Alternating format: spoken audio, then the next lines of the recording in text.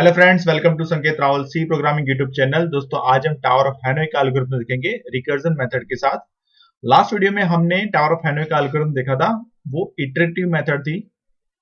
दोस्तों, अगर आपको मेरे वीडियोस पसंद आते हैं और आप उसके बारे में और भी जानना चाहते हो तो आप मेरे ब्लॉग को विजिट कीजिए, जिसका एड्रेस है www.spcng.blogspot.com। तो फ्रेंड्स, अपने लेक्चर को आगे कंटिन्यू करते हैं। रिकर्जन मेथड से दोस्तों हमें नंबर ऑफ स्टेप्स भी पता चलेंगे और साथ में डिस्क को किस टावर के ऊपर मूव करना है वो भी पता चलेगा। तो फ्रेंड्स, अपने लेक्चर को आगे कंटिन्यू करते हैं। फ्रेंड्स, हम यहां पे नंबर ऑफ डिस्क 3 ले रहे हैं। डिस्क को मूव करें उससे पहले सबसे पहले हम नंबर ऑफ इक्वेशन के बारे में देखते हैं। इस एल्गोरिथम के अंदर यानी कि रिकर्जन एल्गोरिथम के अंदर हमें 3 इक्वेशन को अप्लाई करना है, जिसमें 3 चीजें इंपॉर्टेंट है। सबसे पहला है बिगिनिंग, उसका इनिशियल हम बीईजे लेंगे, फिर ऑक्सिलरी उसका AUX लेंगे इनिशियल, और लास्ट में है एंड यानी डेस्टिनेशन पॉइंट। तो इन तीनों को यानी कि ये तीनों टावर के मूव्स है। अब यहां पर हम इक्वेशन नंबर 1 और इक्वेशन नंबर 3 के अंदर इन सभी इनिशियल को चेंज करेंगे। तो फ्रेंड्स, नंबर ऑफ डिस्क के हिसाब से इक्वेशन नंबर 1 के अंदर n-1 करेंगे, यानी कि नंबर ऑफ डिस्क 3 होती है तो हम 3-1 करेंगे, यानी कि आंसर आएगा 2। फिर यहां पर एंड और ऑक्सिलरी दोनों में स्वैपिंग करेंगे, यानी दोनों टावर की ऊपर जो डिस्क है उनको स्विच करेंगे, इनको यानी कि दोनों टावर को स्विच करेंगे। उसके बाद इक्वेशन नंबर 3 के अंदर n-1 करेंगे सबसे पहले, और बिगिनिंग और ऑक्सिलरी यानी कि बीईजी और AUX दोनों में स्वैप करेंगे और एंड को सेम टू सेम वैसे ही रखेंगे। ठीक है फ्रेंड्स, अब नेक्स्ट इक्वेशन के अंदर ये जो बिगिनिंग है वही बिगिनिंग रहेगा, एंड है वो ऑक्सिलरी हो जाएगा और ये एंड हो जाएगा। यहां पर ये बिगिनिंग हो जाएगा, यहां पर ये ऑक्सिलरी बनेगा और ये एंड रहेगा। इक्वेशन नंबर 2 के अंदर यानी कि मिडिल इक्वेशन के अंदर हम डायरेक्टली डिस्क को बिगिनिंग से एंड पे मूव कर देंगे। ठीक है फ्रेंड्स, अगर यहां पे समझ नहीं आता तो एग्जांपल देखते हैं। एग्जांपल में आपको यहां पर और भी पता चलेगा। तो यहां पे स्टेप्स के हिसाब से हम बनाएंगे, तो हम डिस्क 3 डिस्क के हिसाब से बनाते हैं। सबसे पहला इक्वेशन हमारा यही आएगा, मिडल वन। तो हम 3 डिस्क के हिसाब से चलेंगे। n 3 डिस्क है मेरे पास, और beginning auxiliary end. Beginning is equal to A, tower A है, B is equal to auxiliary middle tower है, और C is equal to end, वो एंड टावर है। अब इसके अंदर मैं सबसे पहले नंबर 1 इक्वेशन 1 के ऊपर जाऊंगा। तो फ्रेंड्स, यहां पर हमें किसके अंदर स्विच करना है, टावर जो एंड टावर है वो और जो मिडिल टावर है ऑक्सिलरी, उन दोनों में स्विच करना है, उन दोनों में स्वैपिंग करेंगे।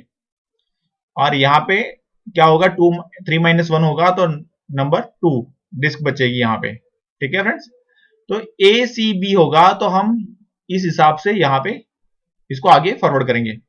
अब स्टेप 2 क्या कहता है दोस्तों, जो बिगिनिंग है उसको डायरेक्टली एंड पे लेके जाओ, वो हमारा स्टेप्स बनेगा। तो सबसे पहले मुझे ये स्टेप्स मिलेगा टावर 1 का। अब फ्रेंड्स, क्वेश्चन ये होता है कि हम कहां तक ये प्रोसीजर को अप्लाई करें।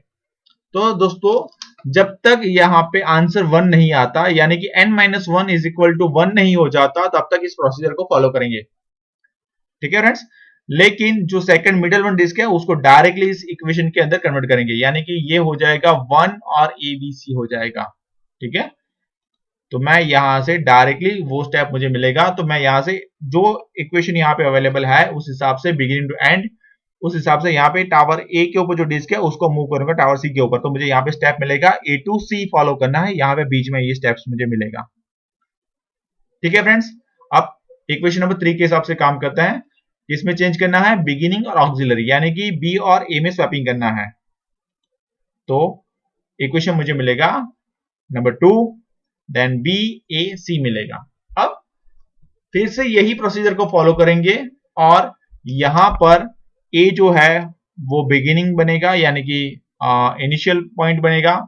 C जो है ऑक्सिलरी बनेगा, वो मिडिल पॉइंट बनेगा, और जो B जो है वो एंड बनेगा। ठीक है, तो अब इसको वापस फिर से इस इक्वेशन में कन्वर्ट करते हैं। तो यहां पर n-1 के हिसाब से 1 आएगा, उसके बाद बिगिनिंग है तो A2 सेम टू सेम वहीं पे रहेगा, उसके बाद B और C में चेंज होगा, तो ये इक्वेशन मिलेगा टावर 1 ABC, यानी कि हमने B और C में चेंज कर दिया। ठीक है, अब फ्रेंड्स यहां पर A2B मूव करेंगे सेकंड इक्वेशन के हिसाब से, क्योंकि यहां पे डायरेक्टली जो मिडिल इक्वेशन है उसके हिसाब से डायरेक्टली हमें वहीं पे चले जाना है, तो बिगिनिंग टू एंड पे चले जाएंगे, तो A2B स्टेप्स मुझे मिलेगा। तो हम A2B यहां पर A2B स्टेप्स मुझे मिलेगा इसके हिसाब से। अब इक्वेशन 3 को फॉलो करते हैं, n-1 यानी कि 2, उसके बाद ऑक्सिलरी और बिगिनिंग दोनों में स्वैपिंग करेंगे, यानी कि C और A में चेंज करेंगे, यानी CAB बनेगा। ठीक है फ्रेंड्स, उस हिसाब से यहां पर वही प्रोसीजर को फॉलो करेंगे।